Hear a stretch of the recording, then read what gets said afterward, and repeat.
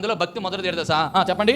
తండ్రి అయిన దేవుని ఎదుట నిష్కళంకమును నిర్దోషమైన భక్తి ఏదనగా ఇహలోక మాలిన్యము అంటించుకోకుండా తన తాను కాపాడుకొనటే. యాకోబు రాసిన పత్రిక మొదటి అధ్యాయం చివరి వచనం. అంటే దాని అర్థం ఏంటి? దేవుని శక్తి మూలముగా మాత్రమే ఇహలోక మాలిన్యాన్ని మనం అంటించుకోకుండా పరిశుద్ధంగా బ్రతకడం. అట్లా లేకపోతే నాశనం. సాతాన్ కమాన్ ట్రై మీ.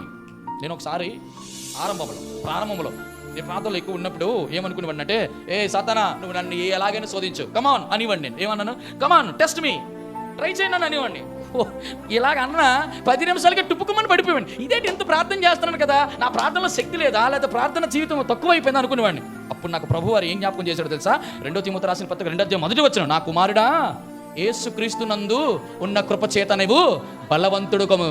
నీ శక్తి వలన జాషువా నీలాంటి వారి కంటే అద్భుతమైన జ్ఞానవంతులైన సొలొమోనులే పడగొట్టాను, నీకంటే బలమైన సంసోనులు పడగొట్టాను, నీకంటే సంగీత వాయిద్యాలు బహు కీర్తనీయుడైనట్టు చెప్పండి ఎవరు?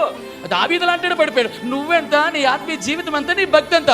If you want to conquer the Satan, you have to depend on me, not on your own power. నీ శక్తి మీద ఆధారపడద్దు. దేవాదేవుడు అంటాడమ్మా, ఈరోజు నీ జీవితంలో నువ్వు భక్తి చేయాలన్నా, దేవుని కొరకు చాలా పరిశుద్ధంగా బ్రతకాలంటే నీ యొక్క వాక్య ధ్యానమో లేకపోతే నీ యొక్క ప్రార్థన అనుభవమో.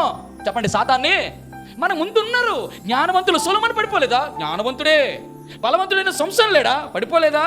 అరే ప్రార్థనా పరులు లాంటి దావీదు లాంటి పడిపోలేదా? కానీ విచిత్రం ఏంటో తెలుసా? వారు మనకు నేర్పిస్తున్నటువంటి ఒక చక్కటి దృష్టాంతం ఏంటో తెలుసా? You have to depend on my grace. అది గొప్పగా ఏం చెప్తాడంటే, దేవా ప్రయాసపడింది నేనే కాదు, నువ్వు నాకు తోడుగా ఉన్నా నీ కృపే అంటాడు.